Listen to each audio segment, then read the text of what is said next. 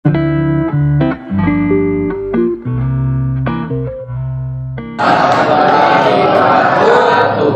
apa kabar semuanya? Baik. Tadi udah sarapan kan ya? Berdoa mulai selesai. Sarapan dulu, semangat pagi. Pagi. Semangat menjelaskan kesetimbangan homogen dan heterogen. Kemudian menjelaskan nilai tetapan kesetimbangan. Sebelumnya kita sudah belajar mengenai kesetimbangan dinamis, ya. Ada kesetimbangan dinamis, tapi sebelum kesetimbangan dinamis ada yang namanya reaksi reversibel. Ada yang masih ingat reaksi reversibel itu apa? Reaksi kimia yang dapat berlangsung dengan dua arah. Ya, maksudnya dua arah itu gimana? Reaksinya kalau dua arah kan ada yang maju, ada yang mundur. Ingat animasi yang ibu tampilkan? Ya, ada yang bagian atas, ada bagian bawah. Itu namanya reaksi maju dan reaksi mundur. Artinya dia bisa bolak balik. Kemudian keseimbangan dinamis tadi ya, karena namanya dinamis berarti dia tidak berhenti, artinya lanjut terus ya gitu ya. Akan kita seperti biasa. Lebih dari 50% dari kalian itu sudah ada pengetahuan awal mengenai keseimbangan homogen dan heterogen. Silakan dibaca dulu.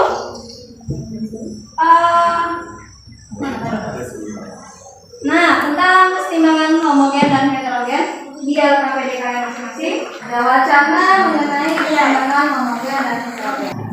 Di wacana tersebut ada persamaan reaksinya kan?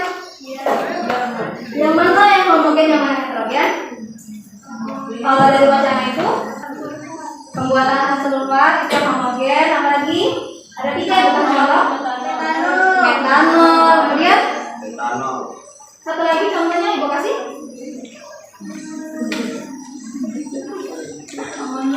Amonia. Ya.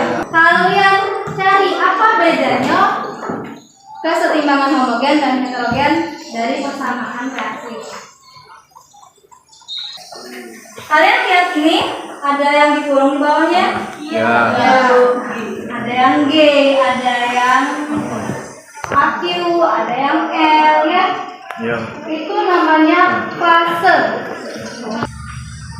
Kalau di homogen, fasenya sama atau beda? Sama. Kelihatan ya? Ya.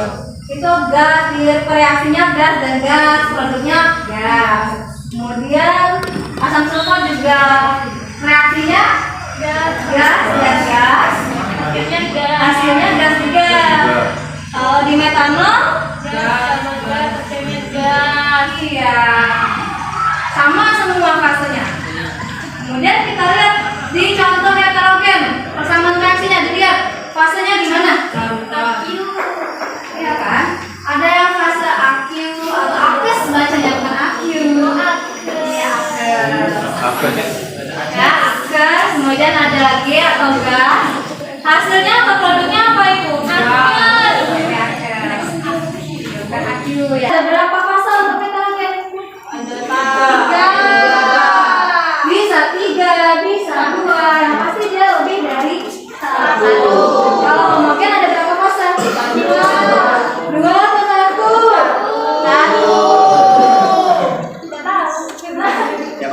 Sama nggak fasenya? Sama.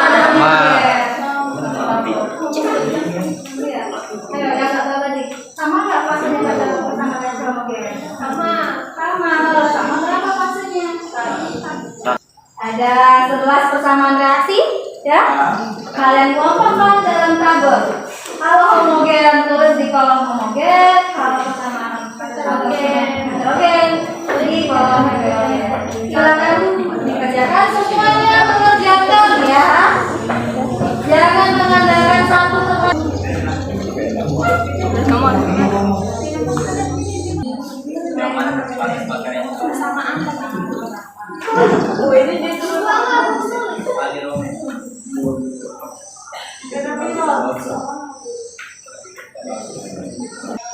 nomor 2, nomor 3, nomor 7, nomor 8, dan nomor 9.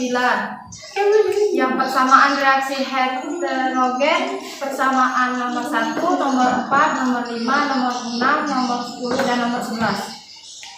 Terima kasih Riawati. Teman yang lain gimana? Sama nggak? Sama. Iya kak. Kita kan dijawab bagaimana membedakan reaksi homogen dan heterogen. Ya, diisi aja KPD-nya.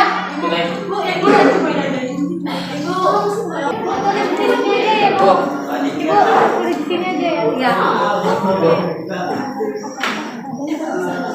Ini ya.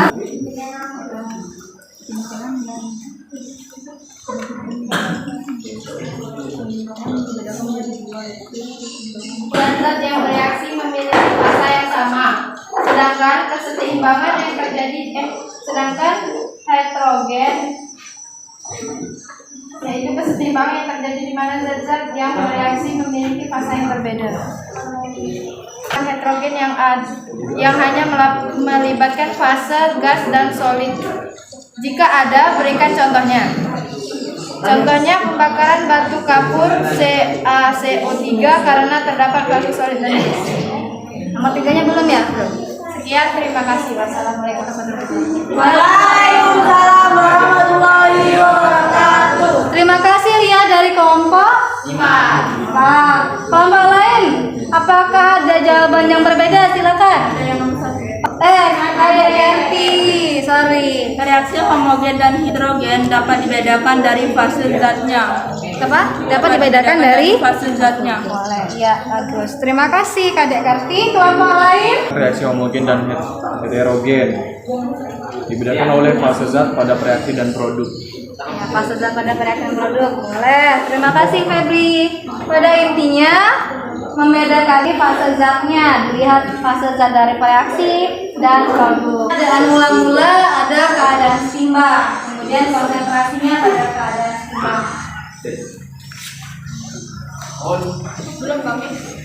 Nah, ini ada persamaan reaksinya dalam fase apa? Fase gas. Nah, seperti yang tadi Ibu sampaikan bahwa keseimbangan kimia ini ada yang dinamis kemarin, laju reaksi dan konsentrasinya tetap kan? Ada waktu di mana laju reaksi dan konsentrasinya tetap tidak berubah. Ingat animasi sebelumnya? Konsentrasi dan lajunya tetap atau tidak berubah, tetapi reaksinya tetap berlangsung.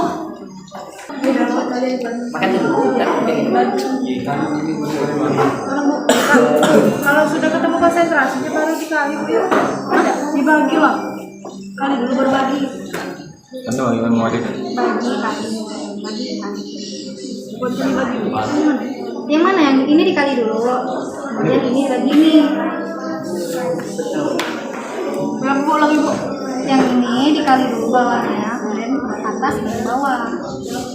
Bagi hasil ini. Ini sekali dulu. Ini Ini ya, ini dikali ini, iya, dibagi ini. iya. Ini konsentrasi siapa? Konsentrasi siapa? Konsentrasi siapa ini? Siapa ya? Yang 2,92. KI kan? KI di atas kan hubungannya? KI di atas kan? Nih. Berarti 2,92 di atas. Iya. Berarti dikali dulu. Awalnya dikali. Iya. Atas bagi bawah.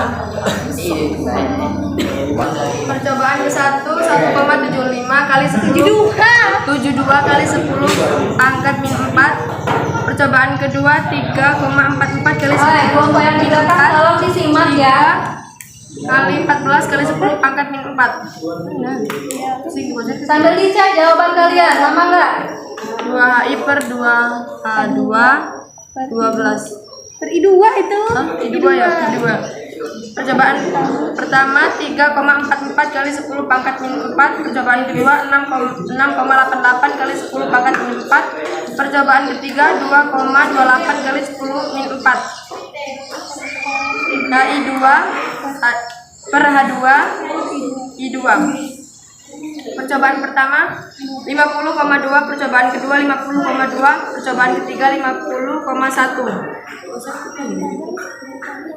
Dari tabel tersebut terdapat satu nilai yang seluruh perbandingannya konstan, yaitu perbandingan A1 2 AI2 per A2 I2 sama dengan K 50,2. Kelompok lain gimana? Sama. Jadi yang tetap adalah pada hubungan apa? Hubungan HI2 per HI2 HI kuadrat. Kelompok lain sama ya? Ya, dari ketiga hubungan ini ternyata yang memiliki nilai tetap adalah pada hubungan ketiga, HI kuadrat per H2I2. Nilai yang sudah kita hitung tadi adalah yang untuk percobaan pertama 50,2, yang kedua 50,2, yang ketiga 50,1. Berarti yang mengalami ketetapan adalah ini pada percobaan 1 dan 2 yang tetap ya. Maka hubungan yang kita pakai untuk menentukan nilai ketetapan kesetimbangan adalah hubungan yang ketiga, yaitu HI kuadrat per H2I2. Kita membantu ibu menyimpulkan tentang ketetapan kesetimbangan. Ada yang bisa menentukan kesetimbangan?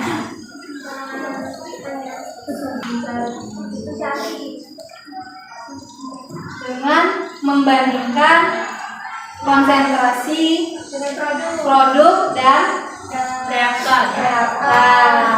Lagi, ketetapan kesetimbangan hanya terjadi pada fase gas. Kenapa? Karena solid dan liquid tidak mempengaruhi kesetimbangan, ya. Karena yang paling mempengaruhi adalah konsentrasi.